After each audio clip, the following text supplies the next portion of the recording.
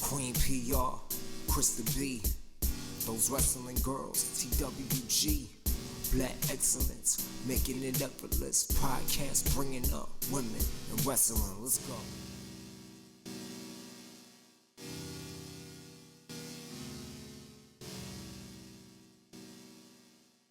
Hey everybody, what's up? We're back. It's those wrestling girls. It's your girl Krista B.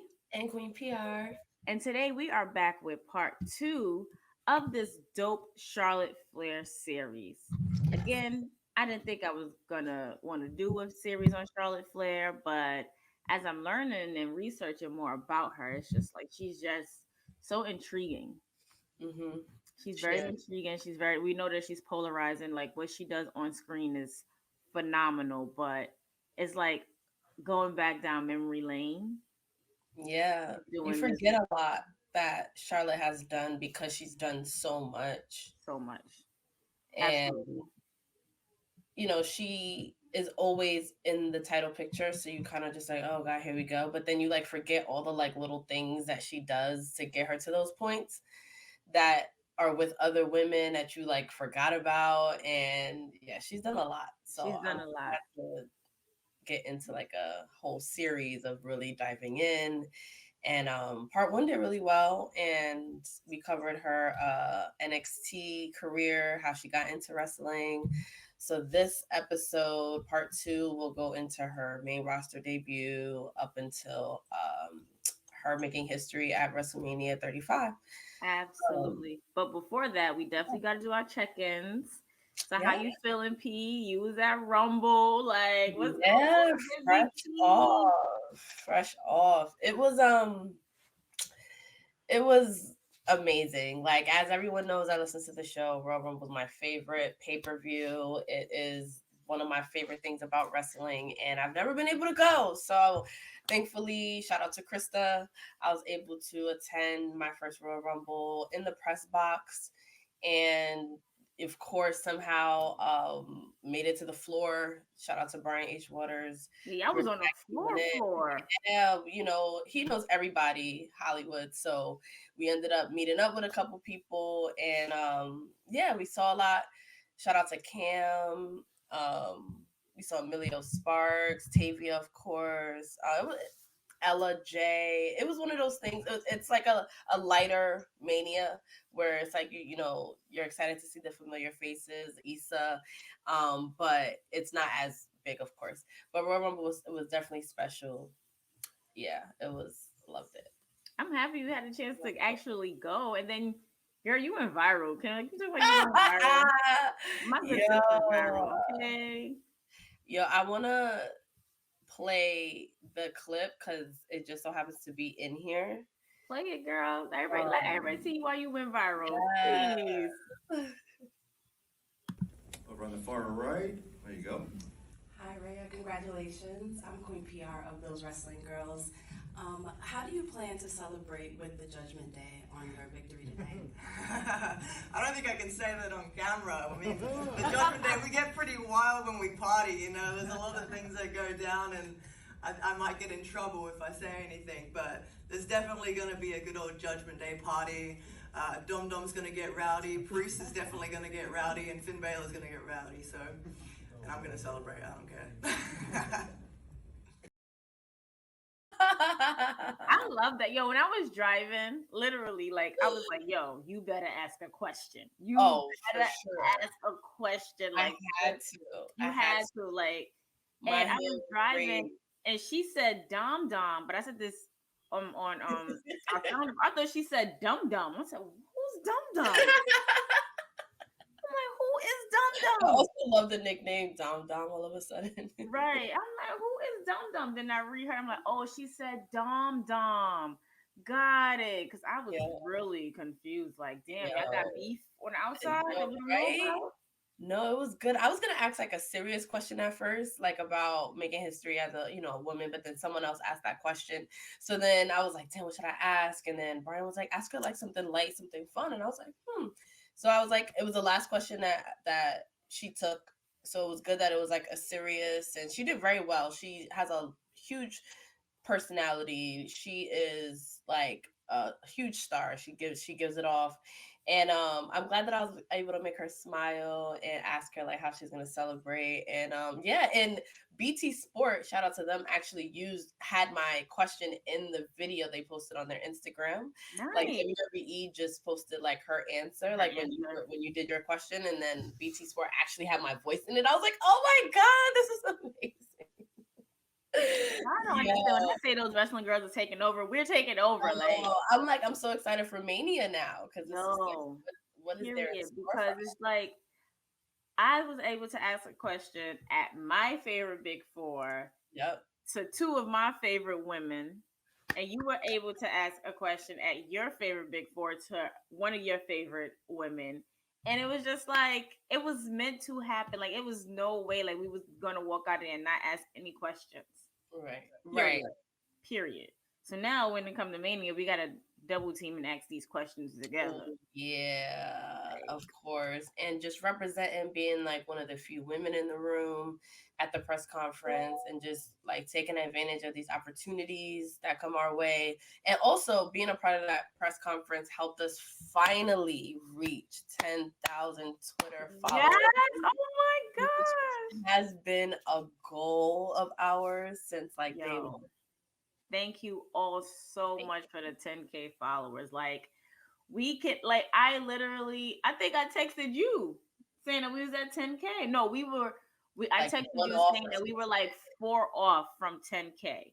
You texted me that morning and it was like, yo, we're at 10K. And I'm like, no, we're not. You're lying. We're not at 10K. And I keep going back and looking at Twitter to make sure like it's not fake, like to make Yo. sure like it's really there. And yo, we are really at 10K on Twitter. Wow. Like And it's not you even guys just are because of, amazing. like right, like follower count. It's more because that is the majority of our community is on Twitter. If it wasn't for Twitter, we would not be where we are as a podcast. We would not have some of the most of the opportunities that we've been granted, and we have some like day one people that have been with Yeah, us and friends that we've made, colleagues that we have now just off of that platform. So it's really more than that. And we also put a lot of work into it as well. Building up absolutely, because absolutely. we started on wrestling Twitter just to build up our audience, and it really helped and it really paid off. So to finally to reach that milestone is huge. Huge. Like, oh my gosh. It felt like we were struggling forever to reach the It was 10K like, because we was we were like right 40 there. people And it's just off. like, It was just like, okay, what is happening here? right. But what I do love about the fact that we reached 10K is that we still have people coming to us like, oh my God, I'm so happy that I found your Yeah. account, your platform. It's just like, what? Like you get like it's like a seesaw. Like you get so good with being up high when people already know your name and people were like, oh my God, it's those wrestling girls or whoever or such and such.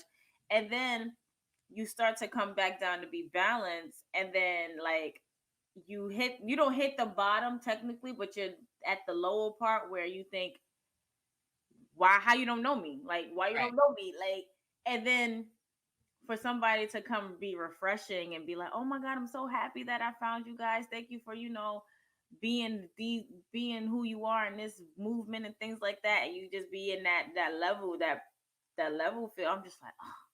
So shout out to everybody who definitely follows us on Twitter, definitely interacts with us. Shout out to our wrestling family. I want to shout out to Ron. Every Tuesdays and Thursdays, I try to make it my business to be in Coffees with Rev.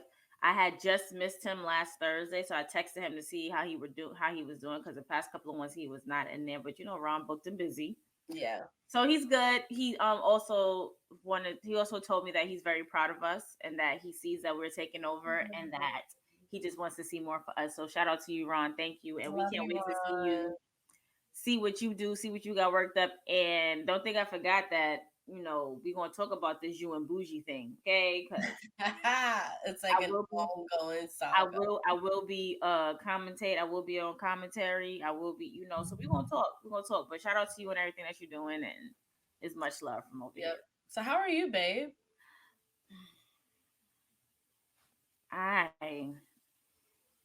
I'm getting better. I can say that. Getting better. It's been a lot going on. I was supposed to be at Rumble with you. But life started lifing. Life be Couldn't get there.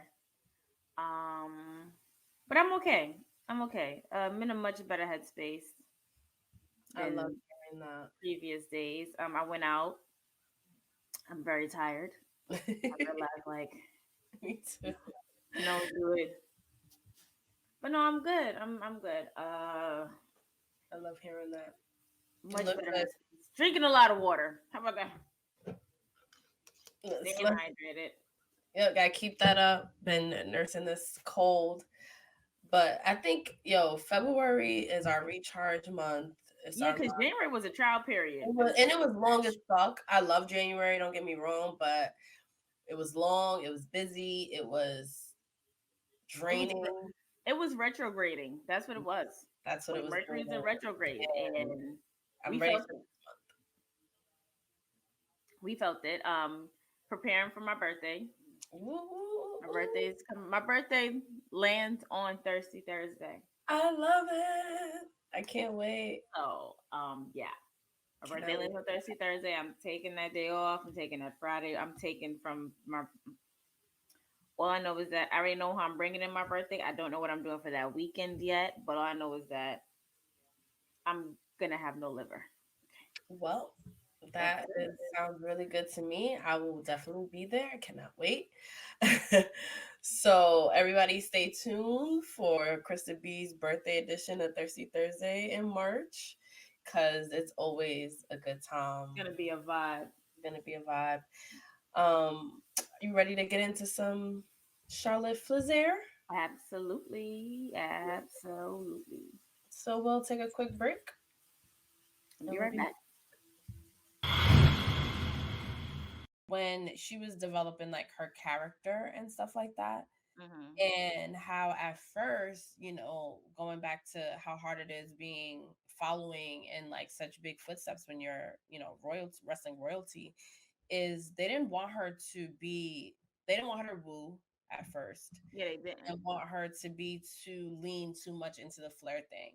And she came out how everybody comes out or thinks that they should come out with, the whole like, so happy to be here kind of vibe. That's so unlike her. Like I look at these photos and I'm just like, that beautiful. She looked But like she could be a Cullen from Twilight. like Krista. She's a missing Cullen at this point. No, seriously. Like But for real. Like giving the red eyes. She looked like she was a part of the Cullen family in that picture. Like it was just now I want to go watch Twilight after this. Like seriously, like she looked like she could have popped up at the wedding of Edward and Bella as one of them cousins. I think everyone when they take those first, especially the women, men too, when they take their first wrestling promo photos, it's the stereotypical like hand on the hip, like cheese, and it never feels like them. And Charlotte Flair, it didn't take her long, in my opinion, to gather like her swag and realize like I'm really good at this. I'm Charlotte Flair. And she was able to be NXT champion and she made a mark there as a 4 horsewoman. But then she drops the title to Sasha and she gets called up. They all get called up to the main Sasha roster. was champion when she got called up. Yep. So how do you remember what the main roster women's division was like during this time? Like when Nikki Bella was champion and you had Paige there. Were you watching it and were you like into what they were doing? Yeah, I was watching at that time. That time is when I was like really invested. AJ Lee had just left. And it was just like you had Naomi, Tamina, Paige, the Bellas, Alicia Fox, Natty. I feel like that was it. And you kept seeing like the Bellas taking over, and you kept seeing Naomi and Paige being so frustrated because it's just like yo, like y'all literally letting him cheat. Y'all letting him do this, that, and the third. They run this division like they really being the mean girls. Yeah, they really were. And my good sis Naomi, she was over it. My good sis Paige So was over it. over it.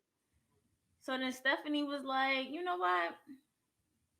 We're going to change this because there's women's evolution. This is around the time I think the soccer team, the women's US women's soccer team just won. It was There was a lot of women evolutions going on in different sports. Yeah. Serena Williams, Ronda Rousey. Yeah. Time she became a star because I didn't even care what MMA was, and then I heard about Ronda Rousey, and I was just like, okay, this like she's clearly a bad, like she trailblazed in that area. So it was a moment for women, and WWE knew like we got to catch up, and then that hashtag went viral. Yeah. Give Divas a chance. And I think WWE always was sort of had the internet like a part of the way they did things. Like they would adapt into that quickly. They had chat rooms. They had an internet show. Like they had. I remember their website was one of the first websites I like ever went to. Me too. With my aunt, I was like, I don't. Was it WWF.com? It was like WWF.com. Okay, and I remember it was super basic. Now that I think about it, but. So they were always kind of using the internet and knew like that was a thing. And then to see a Twitter hashtag go viral to the point where they took notice and was like, okay, we need to do something. We got to listen to our fans. And it trended for a long time. And then for those that don't know about the Give Divas a Chance, it was a tag team match, the Bellas versus Paige and Emma, I believe. And it was very, very short. They literally had time for a finish, and that was it. And it was something that the fans were invested in, and they were super, super disappointed, including the women involved. And the hashtag started, and in that summer of 2015, that's when Stephanie McMahon called up Sasha, Becky, and Charlotte from NXT, who were making huge strides and getting long match times, and takeover had happened, and so it was time for the main roster to reflect what was happening. So they brought up those three. Oh man, what was your what was your reaction when that happened? Because I wasn't watching it live as a fan at the time. Like I had to go back and rewatch. Oh, no, I watched it live. Like I don't know why. I think this is how I got back into it. This man here, The Rock. He made some type of appearance, and I started watching again. Like I'm just like, no, I gotta keep watching because now The Rock is gonna make these appearances, and I'm just like, I don't want to be sitting here not knowing when he's gonna appear or whatever. And the women just started coming across the screen, and I believe like I started watching it back again in 2014. So I was aware because SummerSlam happened. I interviewed Roman and Roman before he was tribal chief because baby. All right, anyway. Right. Calm down. But I was already watching it, so I started to see like, there weren't, any bra and panties matches like they were before. Like the women, you started to see the slow, very slow, like slow involvement with these women, excuse me. And then like I started to feel the frustration too. Like I started to feel the frustration with that Naomi was feeling. I started to feel what Paige was feeling. I started to feel what the audience, the WWE universe is feeling. It got to the point where I was just like, I think this is why I kind of identify as more of a Brie Bella than a Nikki Bella, because Nikki was a bitch. She was a bitch. Like she did her character very like her heel character. To the point where it took so long for fans to respect the Bella Twins because they were such good heels. Yeah. With Nikki leading it as the record-breaking Divas champion and also being, thank you. Shout out to Letty. Yeah, I needed some water. And her leading the women's division, being undefeated. Also, AJ Lee being sort of the fan favorite, and her like getting so close to beating AJ Lee's record. So that heat that the Bellas had was like real, and it came from a lot of different places. And it was when wrestling Twitter and all those opinionated wrestling fans that we love so much on the internet, I feel like we're just sort of getting started. So it was definitely a lot of frustration, I think, as well, amongst a lot of people, and it was time. Yeah, I agree. And so when the day came that, Stephanie was in the ring and Naomi came out, was just like, yo, I've been saying this, like, Paige has not been the only only person who's been voicing her concerns. And Naomi and Tamina came out or whatever. That's when, like, she did the call up. Like, I was just like, oh yes, like, oh, now and I heard of Sasha because of the NXT Takeover match with Bailey. Charlotte, I just figured like she was related to Ric Flair, like, or they, how WWE be like, that's their child when it's not their child. So I just thought, it was one of those situations, and then the crowd kept wooing, and I'm like, okay, maybe that really is Ric Flair's daughter. And Becky, no shade, I really didn't know much of Becky. I love her. She's here. She's here. Becky's on my wall. But no shade, but when I started to go back and watch Becky's matches, that's how I'm like, oh nah, she's my favorite horsewoman. Still to this very day. Becky's my favorite horsewoman. I don't care what nobody says. So when I watched that episode, I was literally in my living room or in my kitchen when I was living at I used to live at my aunt's house. So the kitchen and the living room is open so you can see. And I was literally sitting at the edge of the table, like the edge of the chair, like, is she gonna call up who I think she's gonna call up? Nah. So then I'm just like, okay, Bailey gotta come now. Because you can't have Sasha without Bailey after, especially that match. But Bailey didn't come up until a year later. And I was excited. Like, I love to see the reaction of the crowd, and then that epic photo with the 3 NXT women putting their finishers on the vet on Team Bella. I love it. That was such a yes. I love it so much. Right there. Like, well, we missing the Sasha one, but that's it. That's right there. Where? You see her legs and Nikki? Oh, bank statement. Okay, yeah. Oh, mind you, her legs is dead in front of me. So yeah, it looks so weird because how Becky's positioned. Like, it. Yeah, no, I was definitely like, okay. I picked it because Charlotte, you could clear her see doing the figure 8, and then I realized when you was describing the photo, I was like, wait, I think I have that photo. I knew you was gonna have. You wasn't gonna disappoint me. You, girl, I got you. But this is such an iconic photo. Like, it really is. To see like. This made a statement because look at where all 3 of them are right now. All 3 of these NXT call-ups are right now. Like, they manifested this.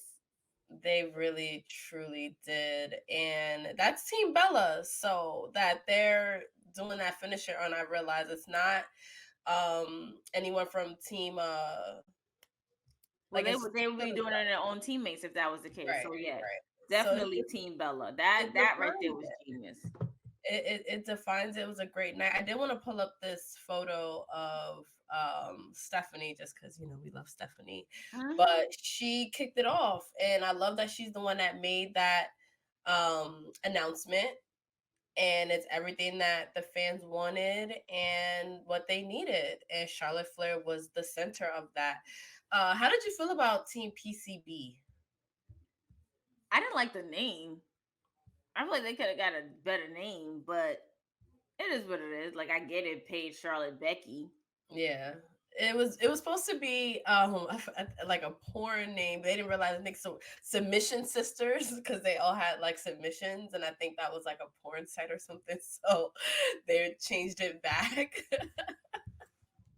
They changed it to Team PCB. Well, good thing. No, the Submission Sorority. That's what it was supposed to be. And they were like, okay, the internet did its internet thing and was like, okay, this is going to be Team PCB. But I like them. I'm a huge fan. I loved Becky. And it was Charlotte. But they were, they were good guys. Like, did you like them together? I mean, it made sense at the time. Yeah. It made sense at the time. Like, They were friends. Charlotte and Becky were best friends. Paige came into the fold because she interacted with both of them down at NXT, so it made sense. I feel like now I would want to see them what they would be like together now. Oh, imagine PCB now. That would just be too much. Wow, That was like, just like, oh my God, I'm gonna see, guys. What do y'all think about that? Can y'all just envision a current team PCB? I never thought about it. especially with Becky being the man, Charlotte being Yes. baby face, SmackDown Women's Champion Charlotte, and then Paige as Saraya or whatever, like her coming back and everybody's in their true forms. Yep. Yeah. Oh my God. Preach, girl. Preach. Cause I'm telling y'all, we need to get WWE to let me. You know what? I saw they hiring for a writer's assistant. That's my calling It's right time. there. It might It's be time. time, It's especially for time. the Like, women. we need to, So squash these beefs. Let yes. these people come back home.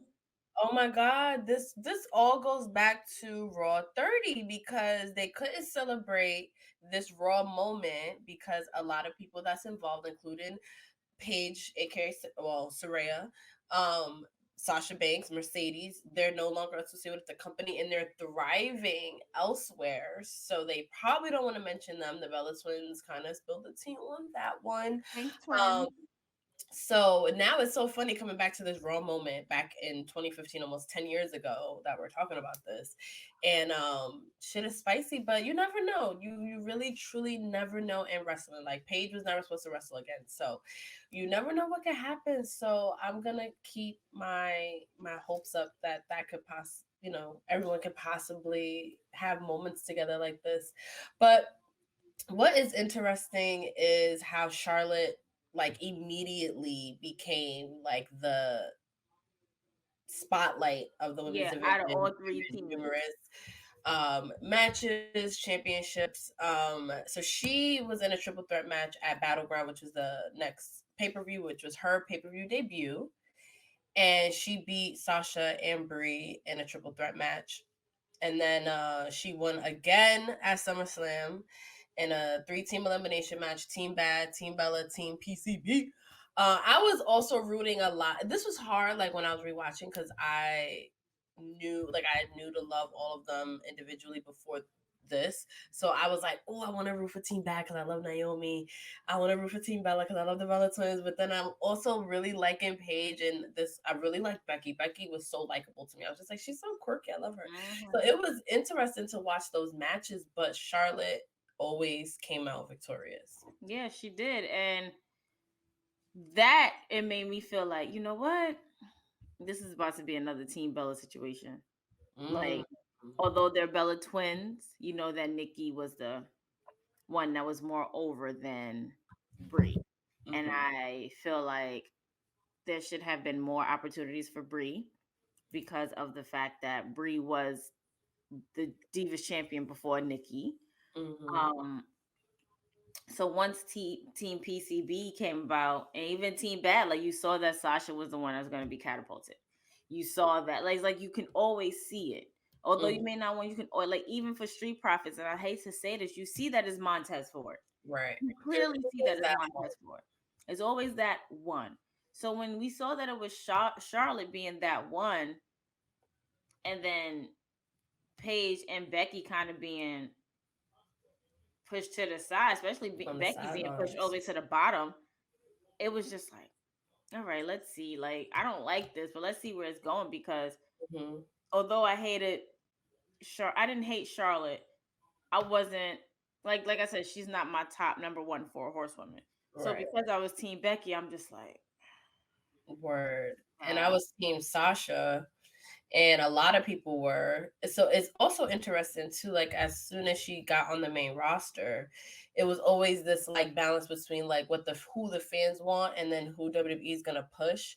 And I feel like at that time it was like they were getting Sasha chants during women's segments when Sasha wasn't even a part of the matches, right. and clearly fans wanted Sasha at this time, and it was always Charlotte. And everyone else was rooting for before they came to the main roster was like the Naomi's wanted her to have an opportunity finally, or even like everyone else, but it was like Nikki that got pushed. So it's always like this. It's always like this. Like, okay, what the hell? But with Charlotte, I feel like it's always like that until Always like that. recently. But she was the one that got the first opportunity to dethrone Nikki Bella, as opposed to Paige. Uh, what's the other one? Naomi, Becky, Naomi, all the girls that have been on the roster that whole time that have been fighting Nikki and wanting to dethrone the Bellas. It was Charlotte who she actually beat Paige and Becky to be number one beat the contender clock. Yeah. for Nikki's Divas Championship. Do you think it should have been Charlotte to break Nikki's streak? So they didn't want um so the initial championship match was supposed to be during Clash of Champions pay-per-view, but they were like, let's do it on Raw because they didn't want Nikki to beat AJ Lee's record. But then Twin Magic happened and Charlotte ended up winning by disqualification. So then it didn't count. Nikki was still champion. So then it went to Clash of Champions. So Nikki beat AJ Lee's record, and now it's up to Charlotte to now take this belt off of Nikki, who's had it for a record amount of days. Should it have been Charlotte to have dethroned Nikki, or should it have been someone else that we mentioned before? I feel like it could have been someone else just for the simple fact of they was there longer. But when it comes down to writing and creative happenstance, who's more developed, who's more polarizing, who's more out there? Like, yeah, we seen what Sasha can do, but Sasha, I feel like Sasha didn't really give her best yet until she started feuding with Charlotte. Like they really brought out their best. And Becky still was, you can tell her she was still trying to find her own. So who was Becky going to be as Divas champion? She didn't even really fit that diva mold, like whatever that word itself stood for. I felt it just, it's like, I don't want to be disrespectful or rude or whatever. It's like forcing forcing a woman who's comfortable wearing big baggy clothes and force them to stand in heels. It just wouldn't have worked out that way. So it's like the Miss Congeniality, the movie, how she was so comfortable being one of the guys or whatever, but they put makeup on her and put her in heels, and she was very uncomfortable walking in until she was able to find her own. I think Becky needed to find her own some more before she was able to become Divas champion.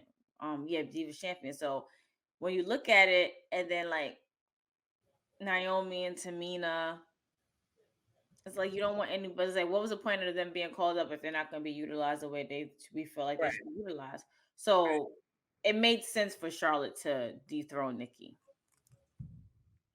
Okay. I looking back, I think I definitely agree. Also, I can't picture Becky or Sasha with that butterfly belt for some reason. It just doesn't make sense. Right, in our Sasha series, in our Becky series, it looks like a toy almost, where it's like I can't, like it just doesn't seem like it's worthy of them. Or that sounds so bad, but you know what I'm trying to say. It Like sounds bad because you don't want to be disrespectful, but from a fan perspective or an expert, I guess. I mean, we're not experts, but we're just giving our opinions. That's just what it is. Right. It's that's exactly just what it is. So we don't mean any harm by it. Yep. Like if they're in their fashions now, like Mercedes and Becky, they could definitely rock that ugly Butterfly Divas belt. Definitely. But in that moment, in that time period, no, I didn't see it. I didn't foresee it happening one bit at all. Yeah. I gotta say I agree with you on that one. But it's like one of those. It's like one of those things. One of those things. So PCB, they are not really. They're happy for Charlotte for now being Divas champion, but Paige is a little jelly, and she attacks Charlotte. She says some really mean things about Becky. She says some really mean things about Becky. I was ready to jump through the screen to fight. Group, yes. Listen to our Becky series to get a little bit more on that because it's really good. But Yeah, Paige is the one that turns, and she begins a feud with with Charlotte. Paige to. I'm like, damn, I thought it would have been Charlotte's turn, but I don't think Charlotte reached heel yet. I mean, she was heel in 2014 in NXT, but I think people was just so used to her. Like, it's like you don't need to be a heel and a champion yet. Right right. now, pick your struggle, pick your poison, and you picked women's champion, Divas champion. So there's no point in being a heel yet. And we can do, like I said, you can still see the frustration on Page. Is like, this is my group. I called you up here. And then Charlotte's like, bro, you needed my help. I was good where I was at. You needed me. I didn't need you. So that's when you saw like, okay. And then Becky was just kind of like the one in the middle trying to be the peacemaker. And then once she started to say, once Paige said her shit, it was just like, oh, okay, this is how you really feel. All right, cool, got it. But it still put Becky in an awkward position. So we we're talking about Paige turning on PCB, Yep. saying some real They fucked weren't up even shit to that Becky long. at all. It was just like, you couldn't give us a little bit longer. Like, you couldn't. Y'all couldn't give us a little bit Like, longer. no, they wanted to push Charlotte, and then they were like, "We're gonna do it," and she became champion, and then that was that. And she retained against Nikki again. I really like their matches. Nikki Nikki, and Brie at that. yeah, they speak highly of their matches with Charlotte, and I think Charlotte, Becky, and Sasha coming up made everybody kind of step their game up. Then you got Natalia, who has always been there, who, she's always going to kind of level up everyone's ability. So she was kind of waiting for this opportunity. And then, but Charlotte, she comes up victorious. She retains that championship at numerous pay-per-views. She actually had a pay-per-view record at one point where she never lost. She was like the Undertaker. Yeah. Yes, she never lost at a pay-per-view. So they already was kind of like making it so that she was going to be that like top person that was going to break all these records. She was going to not just be your average. No, she is royalty, and they treated her like royalty from the beginning. And then she turns heel. She becomes the dirtiest player in the game, just like a Pappy. And had attacked her best friend Becky. Like, oh, I cannot wait to get into that. But yeah, I gotta see if I have that SummerSlam clip. Let me hit up the good old phone. That was crazy. But she turned on Becky, attacked her, and then she aligned with her father, which goes back to our first part of our Charlotte Flair series, where she was told to kind of refrain from that Flair background. And a point that I don't know if we mentioned before is that she was just going by Charlotte for a while. They were not adding Flair to it. It was just Charlotte. And it wasn't until later on, during around this time and later, where they extended it to Charlotte Flair, and she kind of like leaned into it. That's like saying not adding the when you say the Bronx. Yeah, like that's Bronx. I'm from Bronx. She's Charlotte. You from who? The Bronx. The Charlotte Bronx.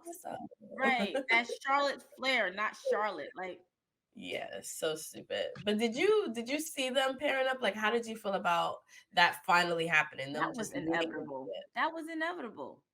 Yeah. Like, what we know of history of Ric Flair, like how he doesn't know who he is outside of a ring. It was inevitable for Charlotte to pair with her father. Yeah. Dirtiest player in the game, showing you the ropes, doing the same moves or enhancing the moves that your daddy had. And then everybody gets to see a legend. Everybody gets to see why they call Ric Flair the dirtiest player in the game. Yep. So yeah, that was inevitable. Listen, if my daddy had legacy, I'm teaming up with him. We teaming up. And I think what I loved a lot about it is the pride that Ric Flair has for Charlotte and everything she's been accomplishing, and like how emotional he gets all the time. He talks about how talented she is. And so for them to have that time in that moment while she's coming up, and she can still learn from him, and she can still kind of get that swag and that confidence to rub off, I think it was really cool. But I One of agree. my favorite moments in like the women's evolution is when the Divas Championship is discontinued.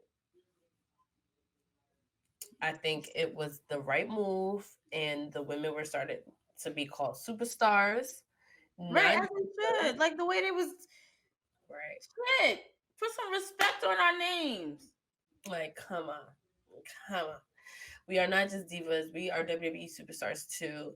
And Lita, Hall of Famer, announces this beautiful red championship, the women's championship belt now, WWE Women's Championship. It looks just like the men's belts. It doesn't have a fucking butterfly on it. It's not, kitty looking to me. Yeah. And no shade to the Divas era. I know a lot of people, they ride for the Divas era. They love that championship belt. Kudos to you. But I think it was time. It's the So kudos to you for me. like I know that they're out there, so I just want to make sure we support that, we pay respect to the Divas era, but that belt needed to be evolved, and it was evolved, and yeah. So Amen to Charlotte, that.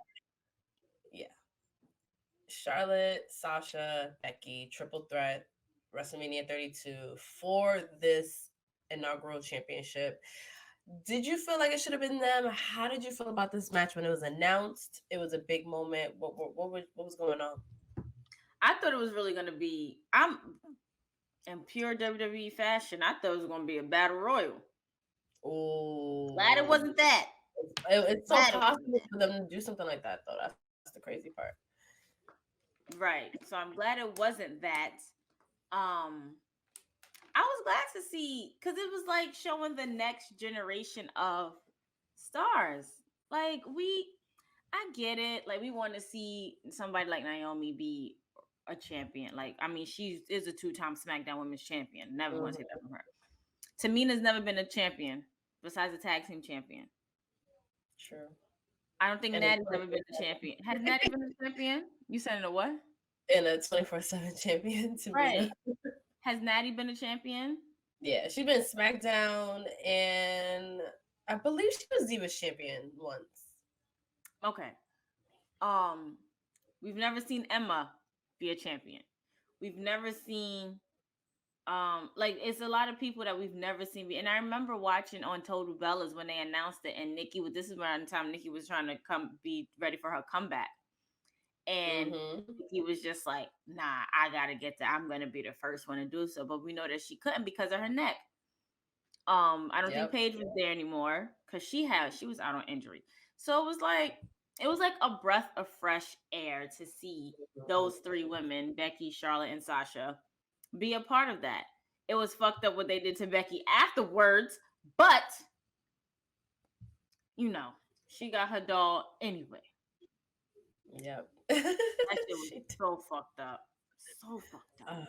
so mean. That Passover when she had to do like this, I was like, no. And it's crazy because Charlotte was the one who pinned Becky or made Becky tap out. Ric Flair was holding Sasha. So He how took you that not give this pin.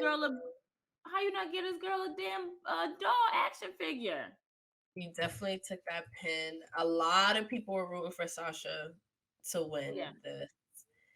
I was, yeah, I think I was rooting for Sasha. And at that time, because by the time I'm watching now, Charlotte has been champion a few times. I have not been happy at that time, so I was just like, oh, I wish Sasha would have won that match. But looking back, um, you know, I guess it always has to be Charlotte.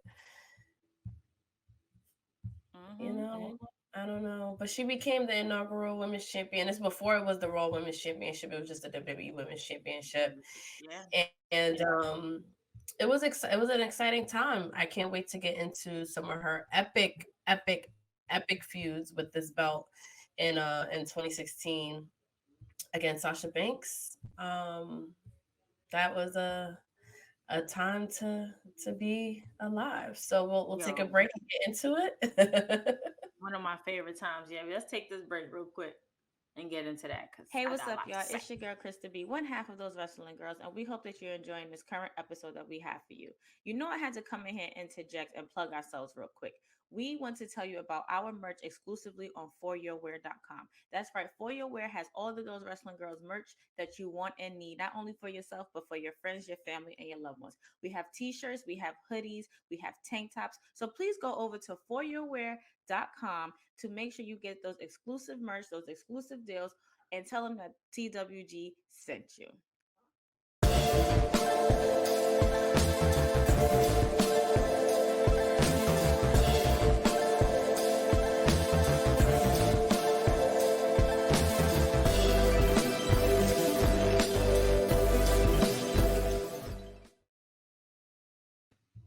I love that old theme song. Every time I hear it, I'm like, oh.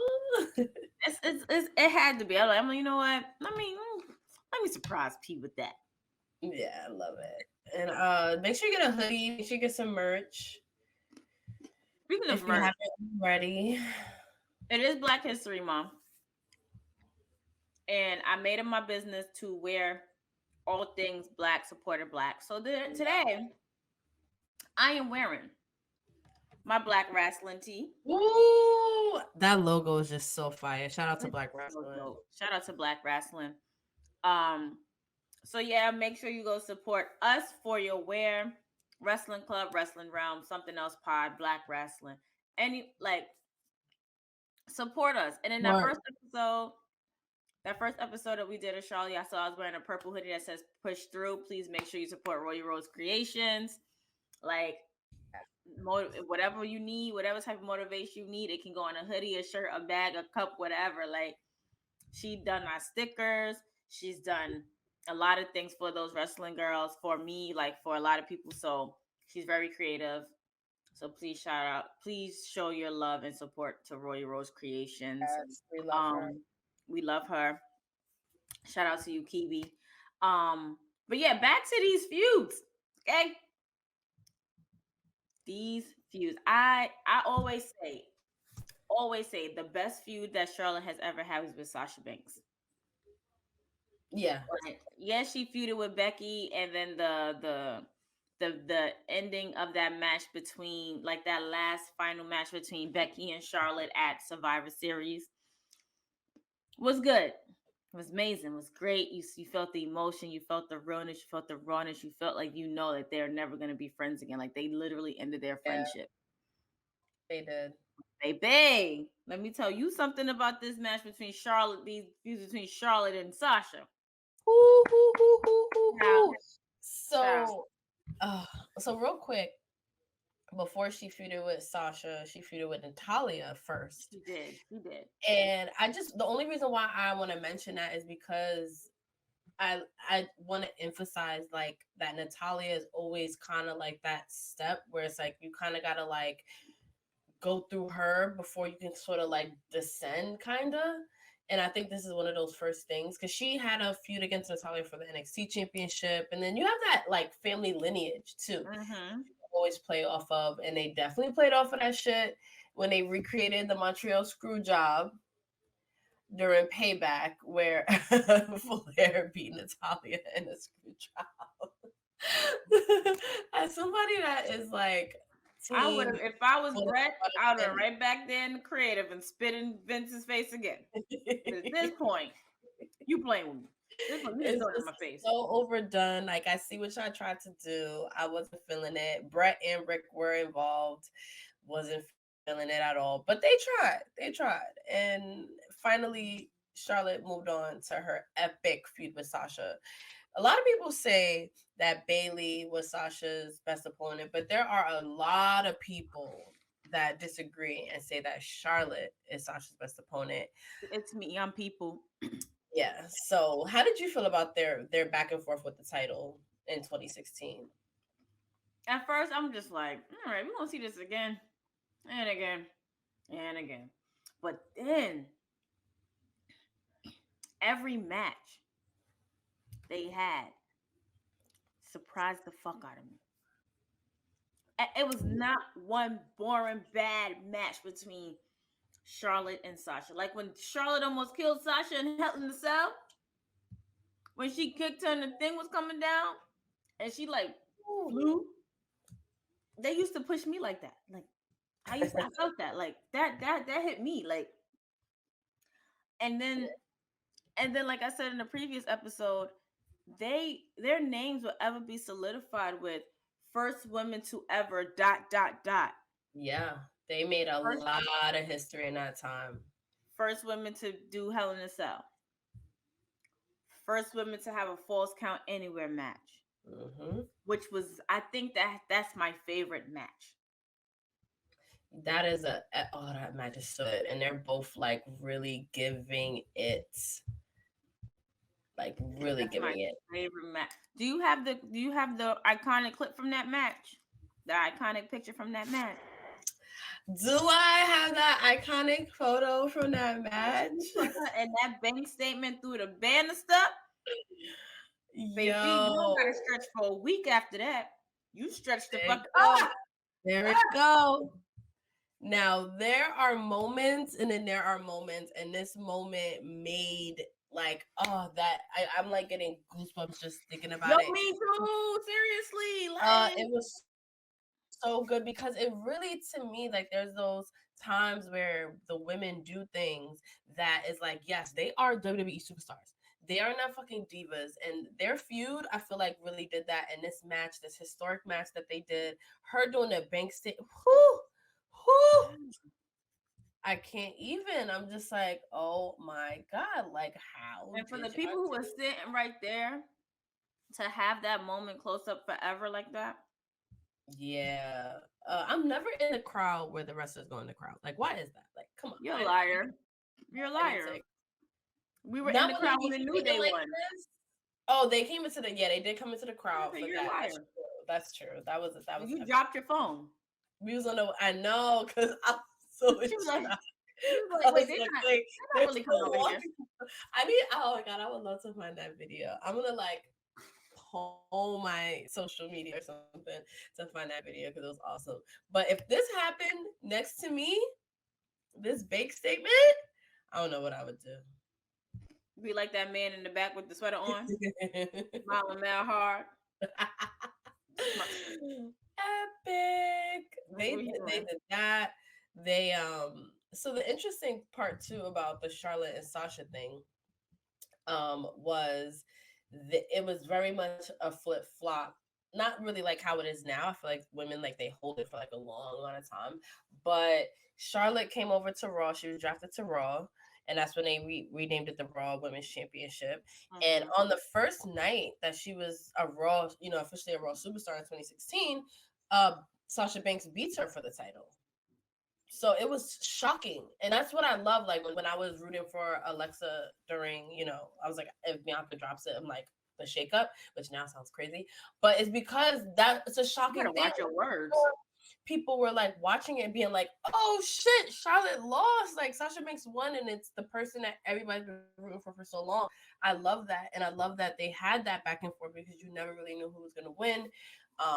Going into like Extreme Rules and all that, and SummerSlam, and like you really never knew who was gonna win. Sasha had these really short feuds that everybody didn't like, but I enjoyed the back and forth. Like it just made it so exciting. It did. Like I said in previous episodes, like they literally brought out the best in each other. But like, really, you couldn't even buy the best and put it in front of them because they would bring the best out of that. Like, yeah, like it was just so much. It was such good storytelling. Like, people don't understand when I tell them that wrestling is literally a soap opera with physical violence, because that's what it is. Like, you get good storytelling, you get to see iconic moments and stuff. Like, you couldn't tell us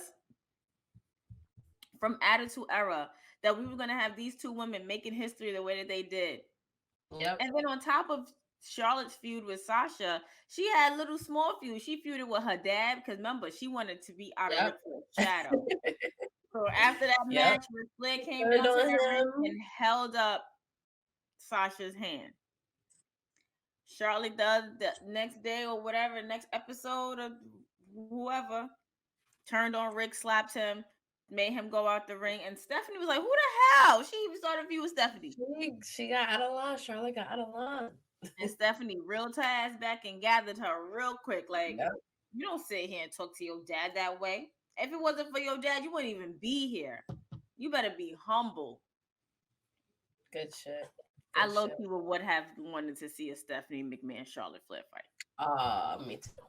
Like, I would not be. I wouldn't have been opposed to that at all. I I needed would that. have been here for it. I needed that. But They both, they have like a lot in common. daddy's know, little girls, like, daddy plays a Yeah. game. They do, they do. But Can we talk about another thing that happened that I was excited to talk about, and we could continue about Sasha, because it is like that forgotten thing mhm. that like even WWE don't bring up, like when they go through like Charlotte's career, and that is her alliance with Dana Brooke. She was aligned with Dana Brooke for a little while. That was her little partner in crime. Dana Brooke was helping her win matches. She was giving her advice. They were in backstage segments. Like, this was a thing. I forgot this was a thing. Right. And it's really like, oh my God. But yeah, she helped Charlotte in a lot of different matches. She was involved in almost all of Charlotte and Sasha's feuds. And you would think that this would have been one of those things that kind of catapulted Dana Brooke, but they didn't really do much with it. So Charlotte ended up turning heel on her as well, attacking her. They had one singles match, and Charlotte beat her in a very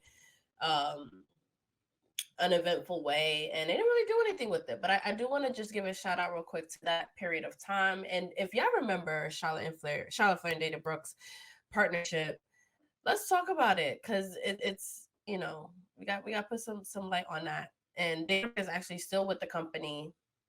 She was 24/7 champion for a while. She was definitely holding that down, but she never really popped. But she does have her fans, and she's doing her thing. Well, shout out to you, Dana Brooke. And you looked amazing at Royal Rumble, sis. Just gotta throw that out there. She did. That pink coat. Ooh, I loved everything about that. There was But a whole color scheme. yeah, Everybody was in neons and pinks and glows, and justice for for Dana Brooke. for Naomi for stealing her glow gimmick. How about that? Yo, everybody was stealing her glow gimmick at Royal Rumble. Naomi need her check. Black match, royalties. Y'all not gonna do this. Y'all not gonna do this on Beyonce's internet during Black History Month. If you're not gonna do, that's what you're not gonna do. I'm not gonna do. But let's talk about this historic match, the first ever Women's Hell in a Cell match. Another little check that the women, Charlotte and Sasha, can say that they did the first of is this Hell in a Cell match. How did you feel about this match? So Sasha was gonna die. Yeah, because she didn't have to kick her that hard in that match. She didn't have to kick her that hard. Sasha's butterbuckle 5, like you see her. She didn't have to kick her that much. But no, honestly, all jokes aside, this match opened my eyes. Like, I don't know if this. I think this was their first. This came first before the Falls Count Anywhere match. Am I right? I believe so. Yeah. This opened my eyes. Like, after I came from like a Sasha okay because she got kicked, but it was just like, yo, I really feel like I think I teared. I think I low key started crying on this match. Because like you don't see Hell in a Cell matches with women in them. You don't see it. You've never seen it until that very day. And for them two to do it, you can see how much they have evolved and grown. It was just like, yeah, no, this is it.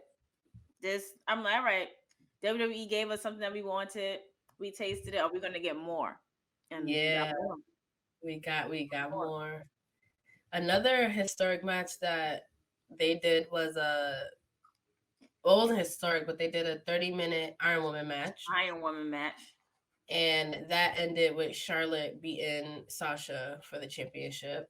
But that was another really, really good match Mm-hmm. that really proved the women can deliver and bring it. Look at the intensity in this photo from Real Black pay per view of their Iron Woman match. Like they're both giving their fucking all.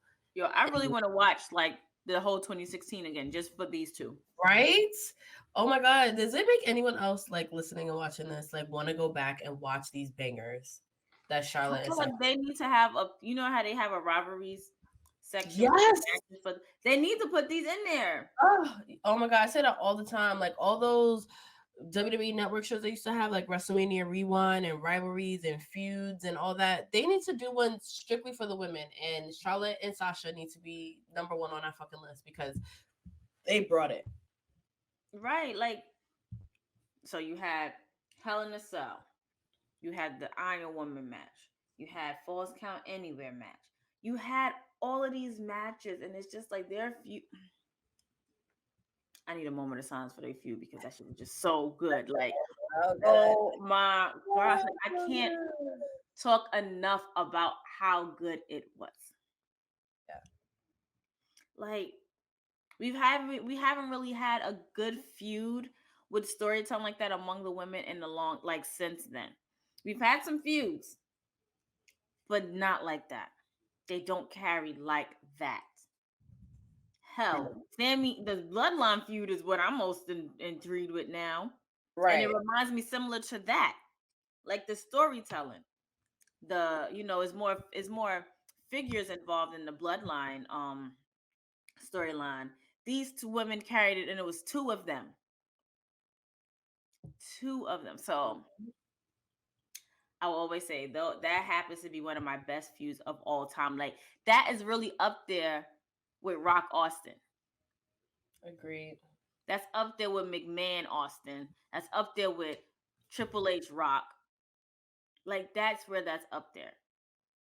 And hell, No, they may be number one out of the top five. no, seriously, Ric Flair called Sasha Charlotte's Ricky Steamboat because Yeah, it was like we're always just gonna put on these memorable matches, no matter how many times we wrestle each other. It's gonna be something that people remember, and it's gonna be the best match on the card. And those two delivered that. true. They did. I listen. We could talk about them all day, but we can't because Mm. we're doing a show. But we can talk about them all day if we wanted to. I know, right? Yep. But yeah, and later on, 2017, she feuded with Bailey, and Bailey made her return. Well, her main roster debut, and feuded with Charlotte. And Bailey was actually the one to take the belt off of Charlotte Flair Charlotte Flair. at WrestleMania 33. So 32, you had Charlotte winning she went into Mania 32 Divas champion, left women's champion, and she goes into Mania 33 as champion, as Raw Women's champion, and loses in an elimination match to Bailey. It was Nia, Becky, Bailey. Did you like this match? I don't remember this match. I thought Charlotte Yeah. was undefeated at Mania. Yeah, she no, I don't know. She's not Well, I know undefeated she was yet. undefeated. I know Oscar beat her, and I feel like Oscar beating her was the first time she was defeated at Mania. No. And no, I don't think so. But I forgot about that match too, which I think says a lot. Right. I'm so confused. Because it was like, okay. I mean, just coming off of 32, it's like you just wish that there was like more for that match. But the SmackDown Women's Champion ship on that pay-per-view was good because Naomi won the SmackDown Women's Championship. So, It's funny you say that. And our good friend Justin, the wrestling guru over here, literally said only time she lost and got pinned was 33 when Bailey was champ in the 4-way elimination match with Sasha and Nia. Yep, that's it. Shout out to Justin. He may not. Yeah, he be knowing. He be knowing, and he was following that whole thing during that time. And this is kind of when I got back into wrestling and watching it like full time. Was around this time and being like captivated by the Sasha and the Charlotte and being like, oh my god, like who's gonna win? I don't know. So I love a good feud or match like that when you don't know who's gonna win. oh, and that's when it's interesting. Yeah. That's when it's just like, oh my god, like I Either have to way. watch. Right, like I have to watch because I really don't know, and like if I don't pay attention, then like I can like miss something. Yeah. And it's not a lot of times where that happens. So yeah. But you want to take a quick break and then go into her 2017 up until Mania 35? Absolutely, because I was at Mania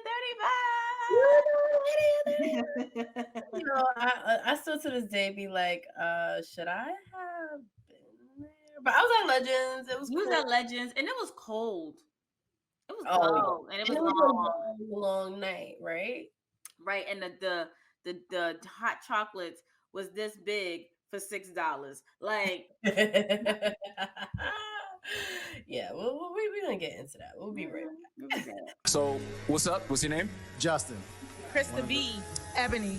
My name's Vaughn. It's Lawrence from 2.5 Bros. You know your favorite whole host, Mr. Hitter with the wee wee. Sean. Who do you want to fight? Or who do you think that you could beat in a wrestling match? The Miz. Why? Because I know. Is that it? Yeah, I got hands, that's why. I pick Spike Dudley. That's an easy match for me. I mean, Spike, he did some shit though. Like you really. Nah, that's a fact. No, but I would smoke him though. Me, personally, I would smoke him. But like other people. Simple. Rey Mysterio, kick his ass. It's like, damn. Who's that flying? Maybe do it. Sasha Banks. Why? I'll beat that bitch up. God damn. That's why his move is 619. You don't know which area code he's in. Is he in the 212? Is he in the 619? Wait. I'll beat her. Why though? I'm You just. from Brooklyn. Hey. You feel me? Damn, I was gonna say Brock Lesnar. I like the confidence. Like this. He's on some type of alcohol. He said Brock Lesnar. He's wilding like this nigga wasn't in the octagon or some shit. A wrestling match. You said a wrestling match, but definitely in a boxing match, I'm working Brock Lesnar. I'm working like I'm gonna keep it a buck with you. In a real boxing match with gloves and everything, hey, fuck with me, bro. Hey, I'm taking Zack Ryder. I'm going easy. Easy W. He from Long Island. I'm in Brooklyn. Son, what's up? That's it. Yeah. The person I feel like that I could probably take on and beat in a match is definitely Emma. Emma came back. She did her thing, but I could take her. Okay. Tell the people all your information for. Make sure that you guys follow Those Wrestling Girls everywhere. Twitter, IG, Facebook. Join our discussion group. Subscribe to our YouTube. Subscribe to our Patreon. You can follow me, Miss Krista B, MS_KRISTAB_. And on Twitter, Miss_Krista B. Yes, and sir. I know I'm out of here. But definitely in a boxing match, I'm working Brock Lesnar. I'm working like I'm gonna keep it a buck with you. Shout out to the Colton show. It gets me every time. Every time, bro. I'm like, yo, was I drunk? But I wasn't. That's just me. Yeah, that video. I love that. Everything about that video. I really do. Ebony, hilarious. I beat that bitch up. I'm from Yo, Brooklyn. she was like, oh yes. She was quick. She was like, oh, Sasha Banks. I'm from Brooklyn. Fuck out of here. You got an issue with Sasha. You gotta come to our deep rooted. so you can experience the Colton show because it's hilarious. It is so fun. I think I've been on a Colton show like twice already. Yeah, I would. When Letty used to do events, I did one, and he did a question about Beyonce and Rihanna, and that shit had everybody on one. Everybody was like intense, but it was hilarious. So yeah, shout out to Colton. We love him. Love him. That's been my friend since we were 6. That's crazy. Such a small world because he has been friends with Letty too, like in a whole different universe, and then we all came together for our 4th anniversary event. And I want to do more stuff with him. Absolutely, definitely watch out for collaborations with TWG and the Colton show because it's yes, that was awesome. So back to Charlotte Flair, where in 2017, She just dropped the title to Bayley, and she's drafted to SmackDown. Now, this is now when I start to remember, and I'm like, okay, Charlotte's here. You already know she's gonna be in the championship picture. But wasn't Becky's champion? Mm-hmm. Okay, Becky was champion. Becky's champion. She comes. So were you a fan of Charlotte going over to SmackDown? I remember the welcoming committee was trying to be a thing at that time with Natalya, Carmella, Tamina. So she kind of feuded with them. How was you feeling about the women's division during this time? Well, at that time, I was like, why are you leaving Sasha? Like, there's no more between you and Sasha. Like, we want more you and Sasha. Right. Well, looking back at it now, I just feel like, well, she did everything she's supposed to do over on Raw. Now we're going to do it on SmackDown and see, where it goes. What more history I can make over here. Right. It didn't bother me as much looking back at it now. So it was given. It was a need. It was a need for it. Yeah, I agree. Natalya took the belt off of the SmackDown Championship, off of Naomi. Oh, I was there for that feud. I was front row. Right at SummerSlam, sure was. I just had to say that so I could get your reaction in Brooklyn, of all places. Shout out to Cha Cha because he bought them seats. That's the first fun fact. That's the first day I met Rosenberg and Megan Wright. Oh wow! Told Megan Wright that I'll be working with her a year later. I was working at High 97. Oh my god! On Friday, she announced on the radio that was her last day, so she's no longer working at High 97 anymore. So shout out to you, Megan, and all that you do. If you watch her, catch her on Good Morning America. Megan is amazing. She is super dope, and I wish her nothing but the best. But that night was an historic night for me at SummerSlam 2017. Yeah, and it's crazy how time flies. This was 5-6 years ago, and so many things happened that year that impacted like where we are now, where we're like full circle. But Charlotte ends up taking the SmackDown Championship from Natalya on an episode of SmackDown in Charlotte, North Carolina. Where she's from? Yep, where she's from. Love a good hometown crowd. And Charlotte dominated that championship for a long time, feuding with Becky. I'm sorry, not Becky. She feuded with almost everybody. Alexa Bliss. Everybody and their mother. Yeah, Alexa Bliss. She retained against Natalya a couple times. And yeah, she didn't lose the championship for a long time until Carmella cashed in on her. Cashed in. FABOL. Absolutely. How did you feel about the first ever Money in the Bank winner? Being Carmella, right? Being Carmella, and her later on having a successful cash in against Charlotte Flair. Listen, when it gives other women a chance to shine, I'm here for it. I'm here for it. Carmella winning that Money in the Bank, her being able to, have a successful cash in. They wasn't going to embarrass a woman like that, especially the first one. They wasn't going to do that. Right. I'm here for it. Here for it. Loved it. Loved every minute of it. Was shocked as shit. Was shocked as hell. But definitely loved it. And I'm glad to see Carmella's back. Me too. Glad to see she's back. I feel like she's gonna have this feud with Asuka Kana. That's what I'm gonna call her from now on. So we figure it out. Asuka Kana. Why does that sound so good? It flows. It flows. Like we just gonna figure it out. So they figure it out. But I feel like she's gonna have this feud with Asuka Kana that I really want, especially because she over here dripping blue shit out of her mouth or whatever. But whatever. It's like, girl, what's up? What's going on? That ain't cute. That ain't cute. But no, I was really shocked and surprised that Carmella had a successful cash in on Charlotte, and she actually beat Charlotte twice. She did. That was a good time. That was her tagline. It showed Carmella's chops, personality wise, and her reign, I think, didn't get appreciated enough at the time because she was so like no one expected Carmella to be champion, but I think she did phenomenal in her role as Miss Money in the Bank. And then going on and beat Charlotte Flair twice, and she mentioned it every chance that she got, which I really appreciated. Can I also shout out the Iconics because on their debut they attacked Charlotte Flair, which gave Carmella the opportunity to take advantage of Charlotte Flair because she was down. And that's when Carmella was able to cash in. So it was a good one, like you said, giving other women shine. I think all in all, it was a good moment to give a lot of other new women the opportunity to be like in the spotlight. Mm-hmm. I agree.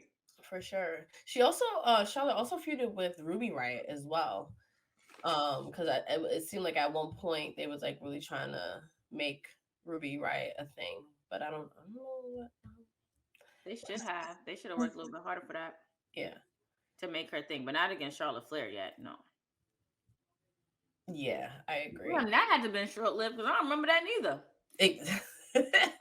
See, it was very. I think they had like one pay-per-view championship match, and then that was it. I don't remember that shit. But all right, if it happened, it happened. I don't know. Right. So yeah, and also, during that time, we had Flair and Becky sort of, that tension. That SummerSlam where she turned was 2018, right? Yeah, that was 2018. I was looking in 2017. Let me see if I got it. Hold on. Keep going, but I'm gonna check.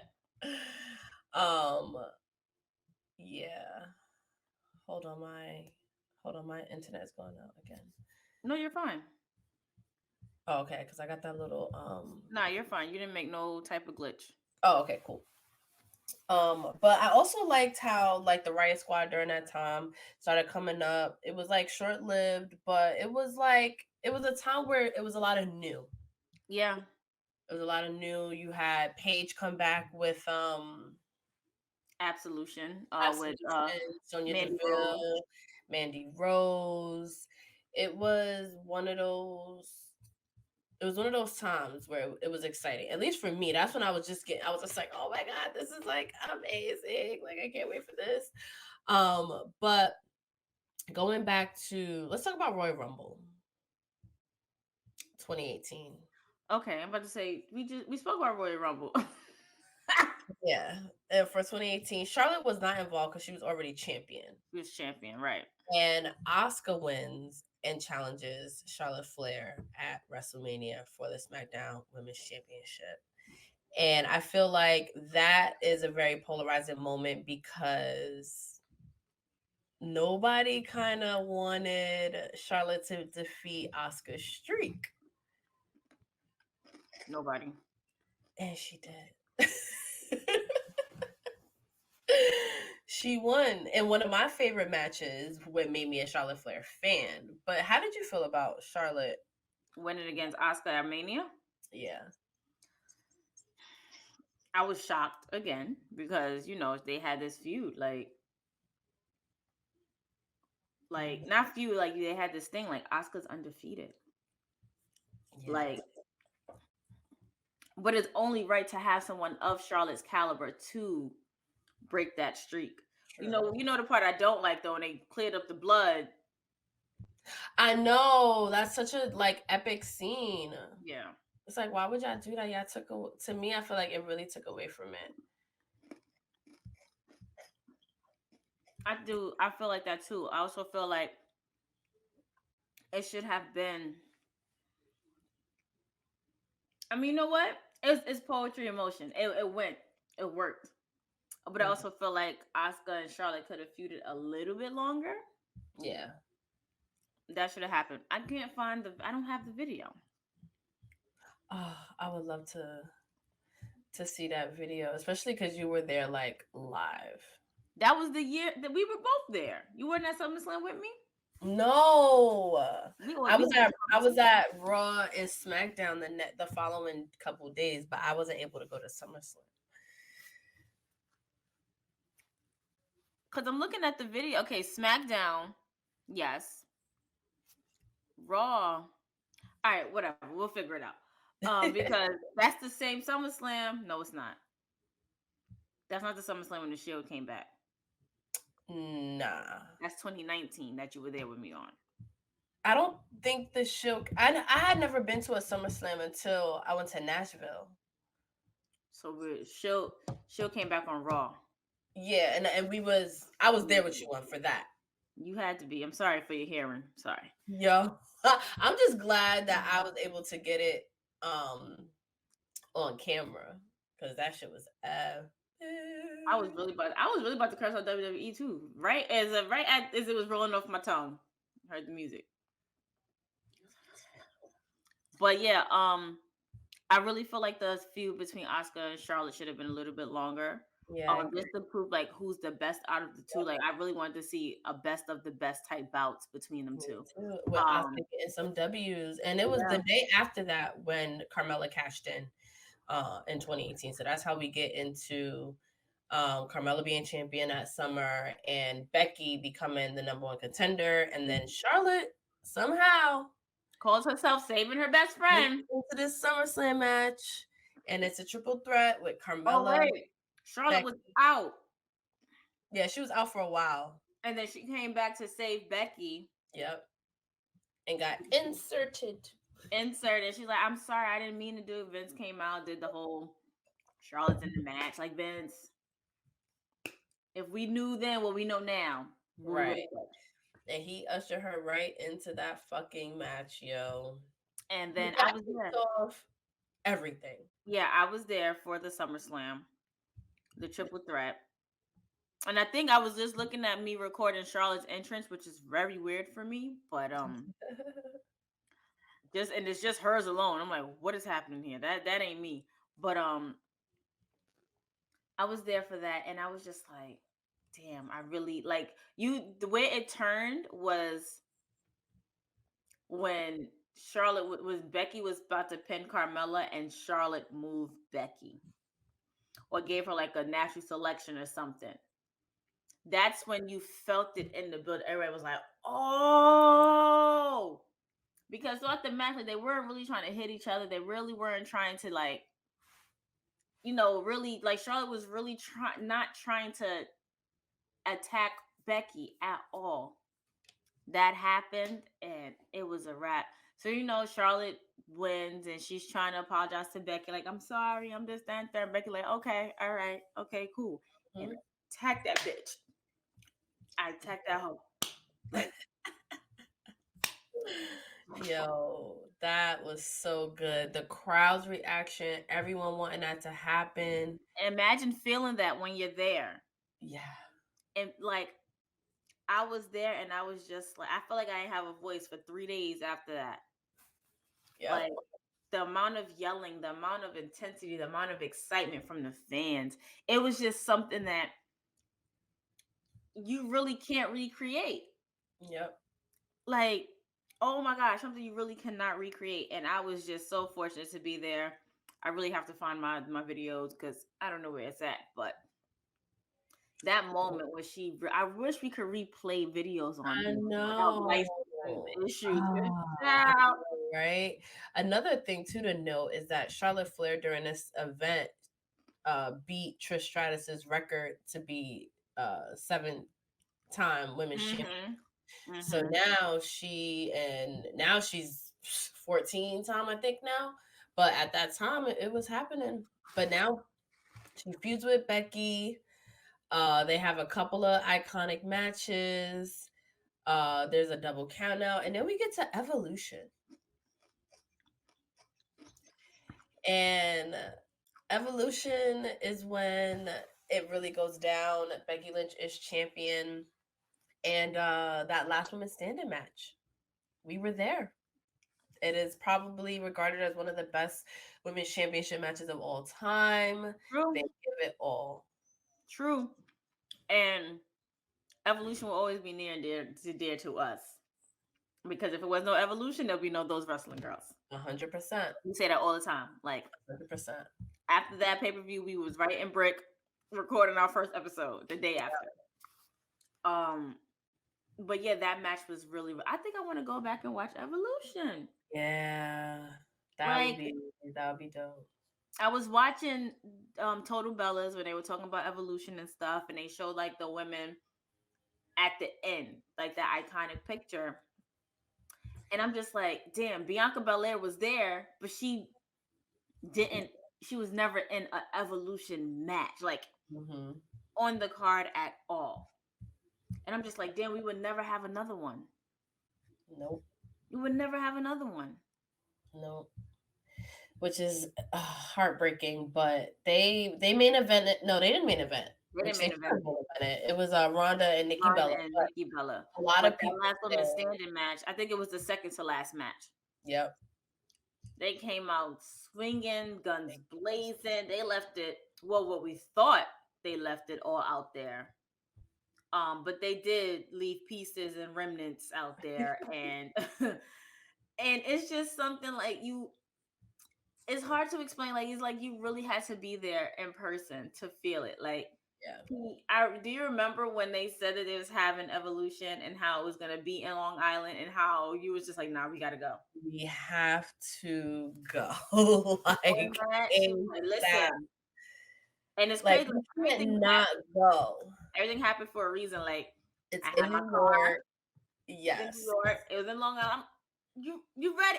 Let's go. Let's go. And we was out, and it was epic. And that's what kicked it all off.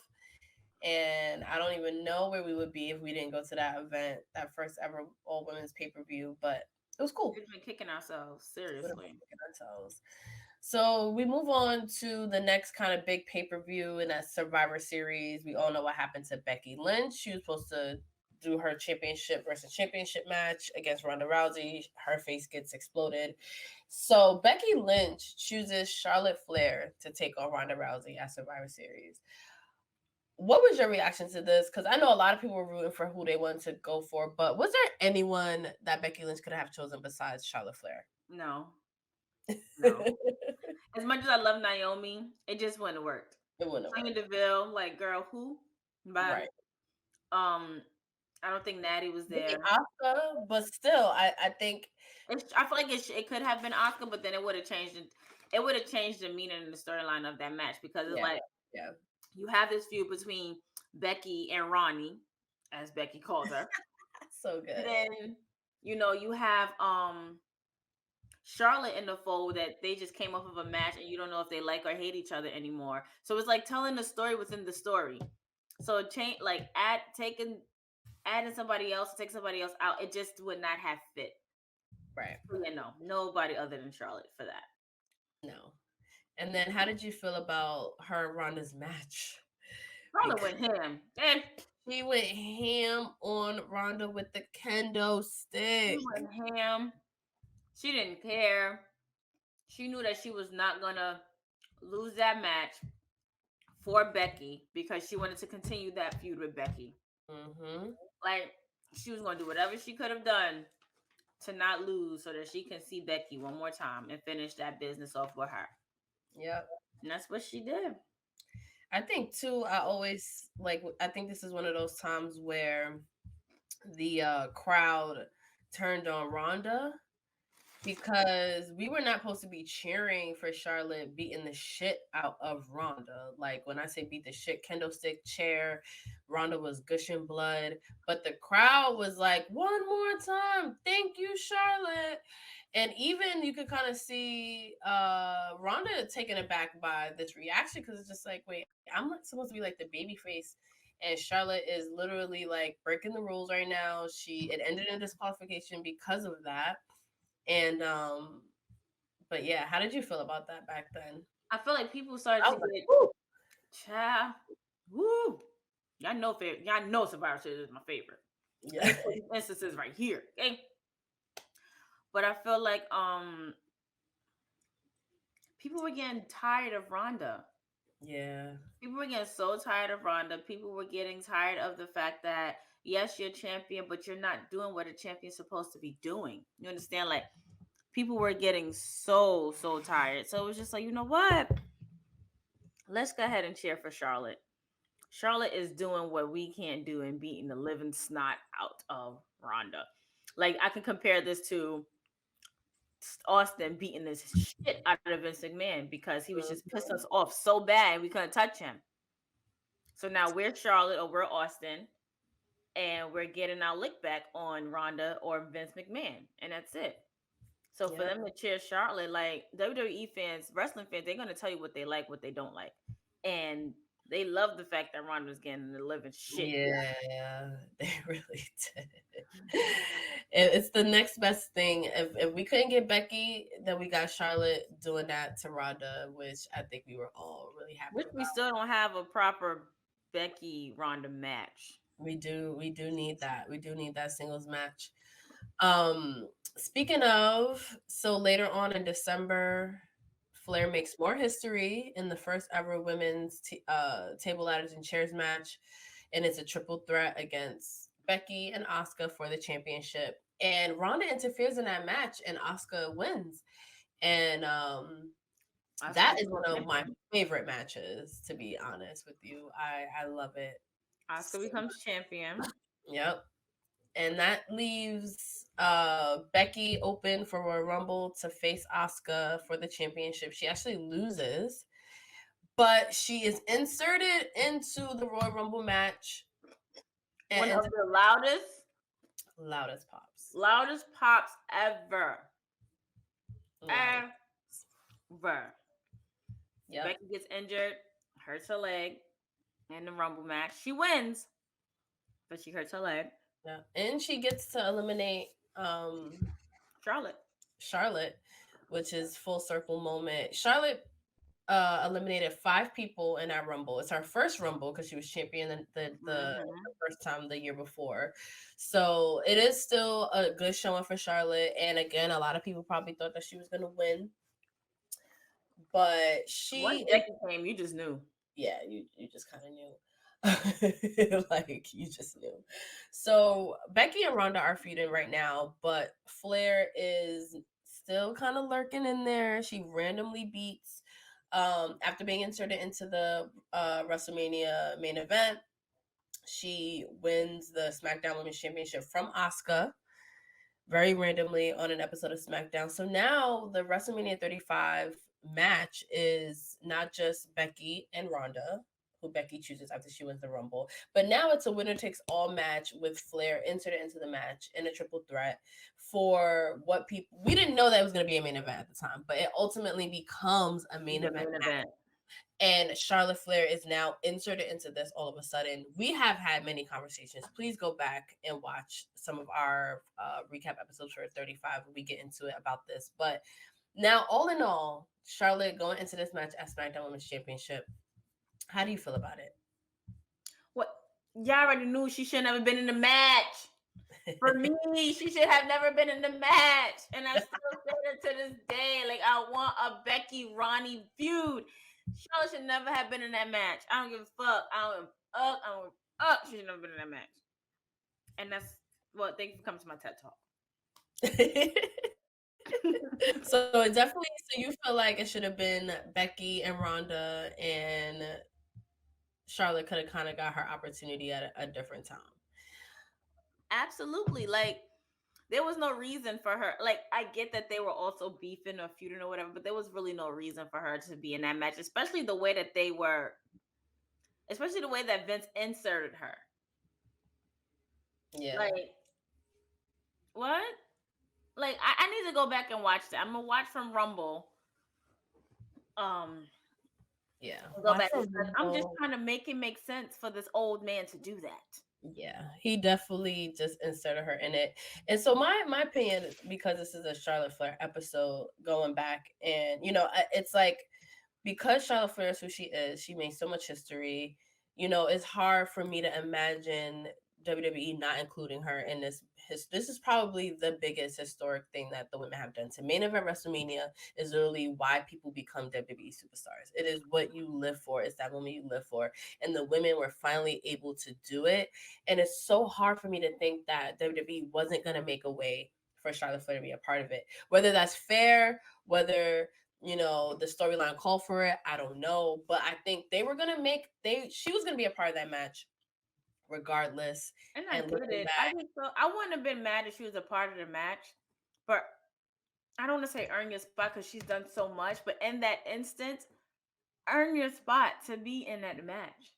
Like I get Becky was refusing medical attention and Vince took her out, so we put Charlotte here, whatever. But that's still not earning it. But then her being on Stone Cold Steve Austin's podcast, and she was just like, yeah, like she too was upset with the like how it played out. Like she wanted to do something to be like, well, I want to qualify. Like I don't want to just be inserted. Like you're just handing these things to me. So I respected her a little bit more after that. Yeah, and I did too for that because you know it would be stupid for her not to acknowledge the fact that she is always in a title picture, whether or not she's a fantastic performer and deserves to be there.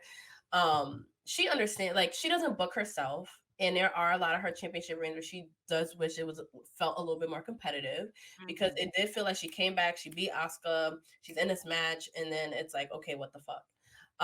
But I think with the WrestleMania main event, it's just such a like a delicate situation where it's not like any other situation where it's kind of like WWE had to sort of manufacture something so that Charlotte could be in that match because again, like it's just like makes sense for her. Yeah, it just makes sense that Charlotte Flair, like in the history books, that Charlotte Flair, this legacy, this premier elite, you know, women's athlete that really put women's wrestling on the map was a part of that historic thing. Because, like I mentioned before, there is no bigger thing to do in WWE than to go into WrestleMania main event as champion, as a woman, like for the women, like it was like it had to be Charlotte's moment. And also this entrance helicopter, come on, like I think that sold me more on it than anything because it was just like, yes, queen, yes, you brought it. She's a star. She, you know, she came red carpet. She was like, I'm inserted into this match, but I'm gonna make a statement. I personally did not care for the match. That didn't happen live though. No, you know. Oh yeah, definitely not. But I didn't really care for the match. It was very lackluster to me. It didn't hit on all cylinders for me. Like going back to like WrestleMania 32, where like they all had chemistry. The three of them, they had chemistry. It was a huge moment. We were rooting for all three of them. This one, it felt clunky. It felt rushed. I feel like it lacked a lot of that fluidity and that chemistry like that 32 had. Becky ends up winning both titles. Did you like the match? Like, you know, being there live, of course, is a completely different experience. But how did you feel about that main event? I was happy for the main event because it's like, yo, like I told you before, like I said previously, like I was having out of body experiences. Like, yo, I'm literally here. One, it's my first Mania ever. Two, I'm witnessing these women main event rest. This is like Christmas for wrestling fans. So for me to sit there and watch this happen, I'm just like, oh my gosh. For the match itself, like you said, the chemistry wasn't there because of the fact that Charlotte and Becky have been in triple threat matches before. I don't think Ronda has ever been in a triple threat match. So it was kind of off. Like it wasn't, you know, like it wasn't succinctly going. And so it kind of like threw things off. Like you can tell there were definitely botches, especially on Ronda's part. And Sasha's talking about me. Hey sis. Becky had to like kind of carry so that it wouldn't look crazy. Like that finisher, like it was a point where I think Ronda had Becky hanging over the rope by her arm. And I think Charlotte came and baseball slid to kick Ronda off, and even the landing was bad. It was bad. The landing was bad. You know, the pin, it was very controversial because Ronda says that she wasn't. Shoulder was up. Her shoulder was up, which we did see her shoulder was up. But I felt like they was in the air, like wrap this shit up. Yeah, and it was a long night too. This was the last one night WrestleMania, and it went off like after midnight. I remember being at Legends Bar. Shout out to Jabba Tears, and we were exhausted because Kofi Mania wore us out. and it was after midnight. At that point, we had been at the bar since like 6, 7. Yeah, I worked the whole shift.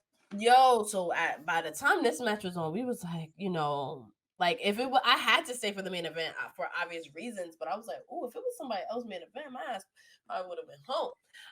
Watching it on the train, honey. Right. Okay. So then for it to like not even hit and be like lackluster is just like, okay. I mean, they made history, but it was a lackluster match. I'm glad Charlotte Flair was a part of it. Maybe she shouldn't have been, maybe she should have, I don't know, but I am glad that she could add that to her list of things, which led to Becky 2 belts, which was a whole nother historic run. But I think this is a good time to kind of end this saga of Charlotte Flair's career, part 2 of our Charlotte Flair series. I hope we encourage you guys to go back and watch some of these matches, put a little bit more respect on Charlotte Flair's name, as well as the other women she mixed it up with. Charlotte got respect on her name. Ain't no way somebody disrespecting Charlotte. Right. 100%, especially because she's a babyface now, while we're recording this. But part 3 will be covering her career from 2019 to as current as we possibly can. So look out for part 3. Check out part 1 if you haven't already. And then this month is February. We're celebrating Black History Month. We're highlighting Black wrestlers on our Twitch streams. Check out our Women of Color YouTube playlists, our Sasha Banks episodes, our Jazz episodes, our Alicia Fox. Alicia Fox is our most viewed episode on YouTube.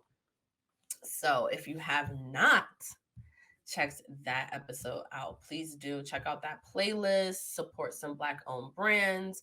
You have some news. I do. I have some news. I am the official brand ambassador for this Black-owned business called Art is Bond. I met her at work when I was at Circle of Sisters, and she is amazing. She has these sweaters, these sweatshirts, candles, but these candles come curated with playlists. Yes. So if you in an R&B mood, you want to get an R&B candle, you scan the candle and a playlist pops up. What? Wait, yes. What is give me the website again? Art is Bond. We are gonna, yes, please check out Art is Bond. I love the sweatshirts. I have a sweatshirt actually, and it says, it's like you're at the eye doctor, and it says, if you get reading this, give Black women their flowers. Love that. I just want to show some of these sweatshirts on this website. Please do. Artisbond.com.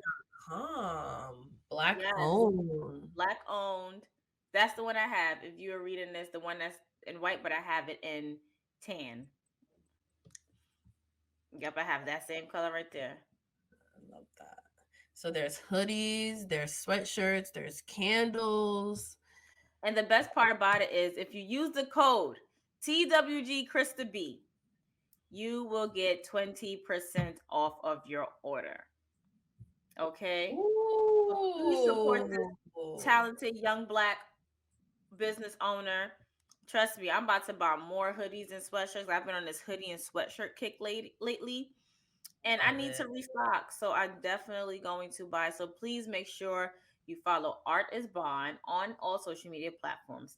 You go to the website, you buy some merch, you use the code TWG Krista B for 20% off. 20% off. That's a really good amount. That's a good amount. And then tag me, tag them.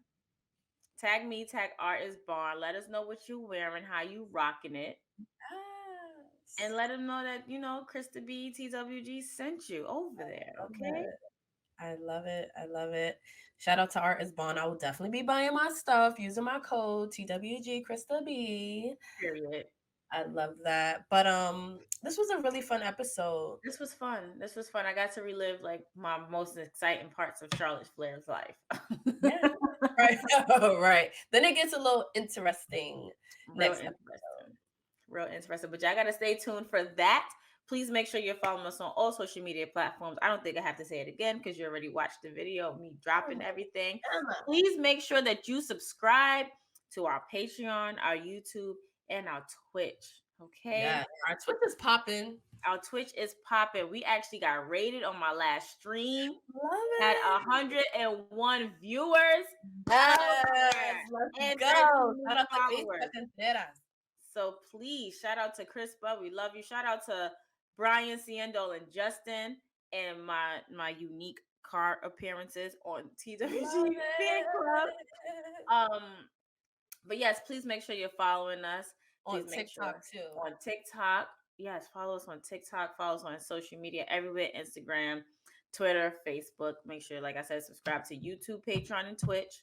And you can follow us, Miss Krista B, MS_KRISTAB_ on Instagram. The same on Twitter with no underscore at the end of it. And you can follow Miss Queen PR, Queen 3_ PR on all social media platforms. And on that note, it's your girl Krista B and Queen PR. We're out of here. Bye.